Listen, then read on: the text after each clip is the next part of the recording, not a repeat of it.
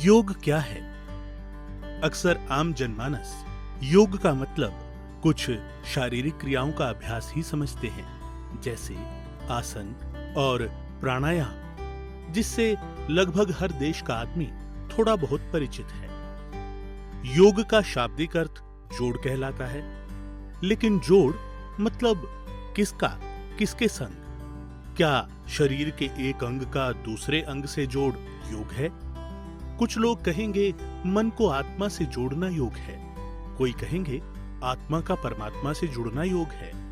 परंतु जब हम मन, आत्मा और परमात्मा कहते हैं, तब इन तीनों से हमारा मतलब उस शक्ति से है जो शरीर की अपेक्षा अधिक सूक्ष्म या बारीक है, जबकि आसन आदि क्रियाएं बाहरी हैं, जिसका असर सिर्फ शरीर तक होता है और अधिक से अधिक थोड़ी बहुत मानसिक शांति तक है। लेकिन सिर्फ शारीरिक स्वास्थ्य और मानसिक शांति का मतलब आत्म उपलब्धि नहीं हो सकता, क्योंकि इस तरह की मानसिक शांति तो पूर्ण स्वस्थ और आर्थिक संपन्न व्यक्ति को प्राप्त हो सकती है, जबकि योग का विशुद्ध और व्यावहारिक अर्थ है चित्त वृत्तियों का निरोध।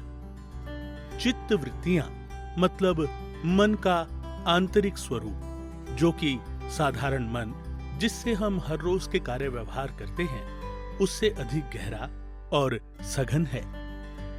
उसमें हमारे जाने और अनजाने में होने वाली हलचल को चित्त वृत्तियां कहते हैं। उन हलचलों को जिस विधि से पूरी तरह शांत और स्थिर किया जा सके, उसको योग कहते हैं। और मन के उस अंदरूनी हिस्से पर, जिसे धार्मिक शास्त्रों में चित्त कहा है, पूर्ण नियंत्रण पा लेना शारीरिक क्रियाओं के अभ्यास से संभव नहीं है।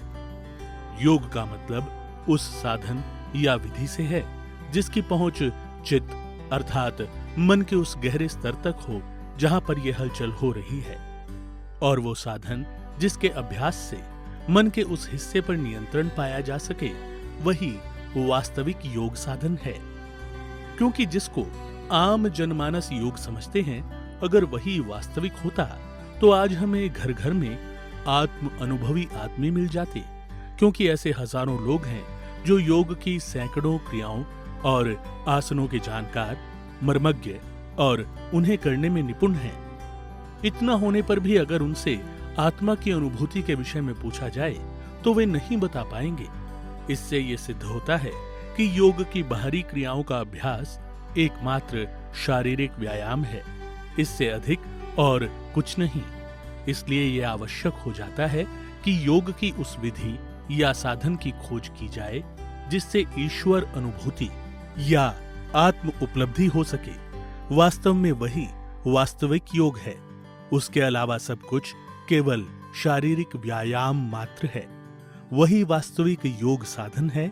चित्त वृत्तियां शांत हो जाएं और आत्मा ईश्वर से जुड़ जाए।